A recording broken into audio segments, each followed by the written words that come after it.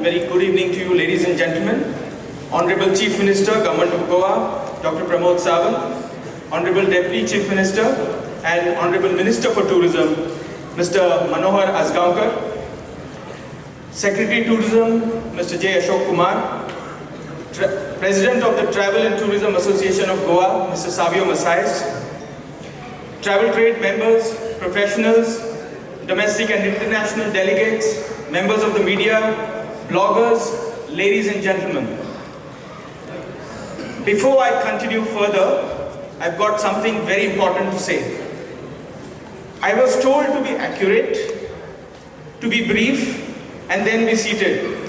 I promise I'll be brief as possible, no matter how long it takes. Welcome to sunny and rainy Goa.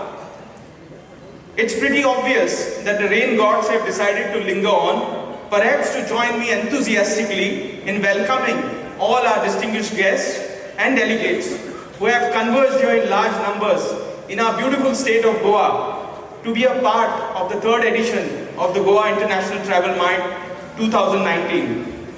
Over the next 2 days, we have power-packed programs with online scheduled appointments, B2B sessions, networking evenings, fam trips, press briefings, and a whole lot of avenues to explore business opportunities for promoting inbound tourism into Goa. I would urge each one of you to partake in the deliberations and wish all of you a successful GITM.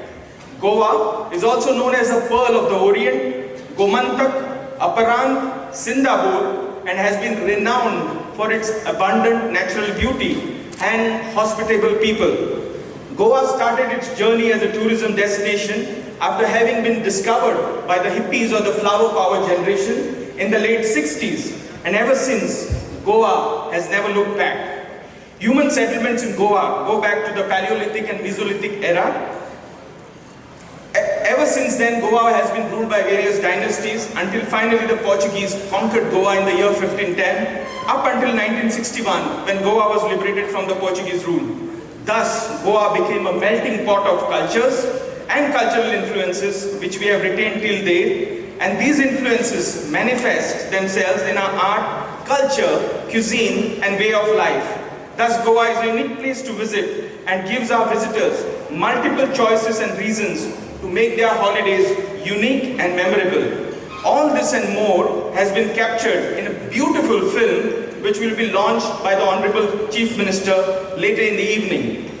The state has been rapidly progressing in various sectors, and even more so under the dynamic and visionary leadership of our Honorable Chief Minister, Dr. Pramod Sawant. I would like to extend a warm welcome to you, sir.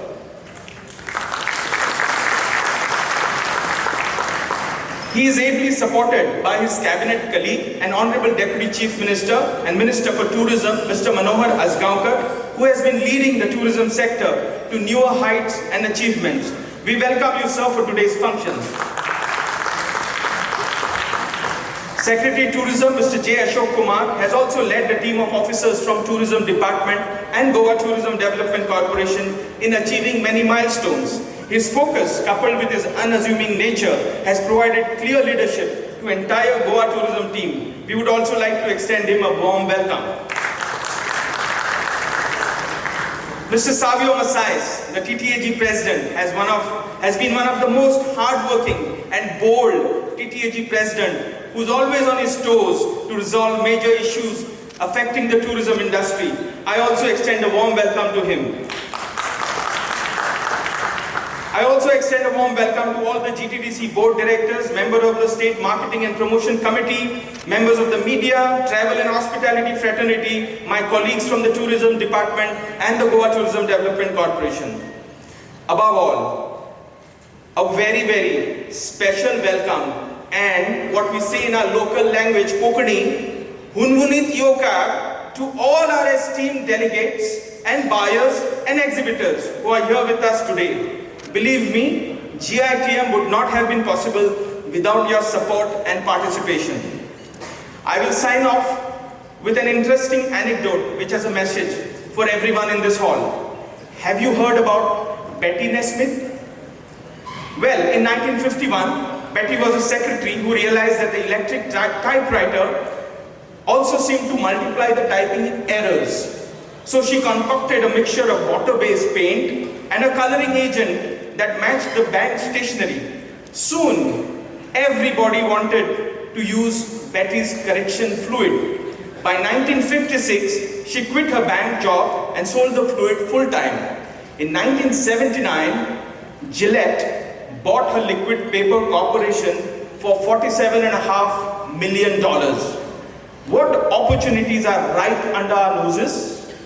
What lemon can be turned into lemonade while our competition is sleeping? What can we do that would really make them squirm? That is our challenge for this edition of GITM, and I'm confident that we'll live up to that challenge. And I can't wait to see how we meet it. Thank you very much, ladies and gentlemen.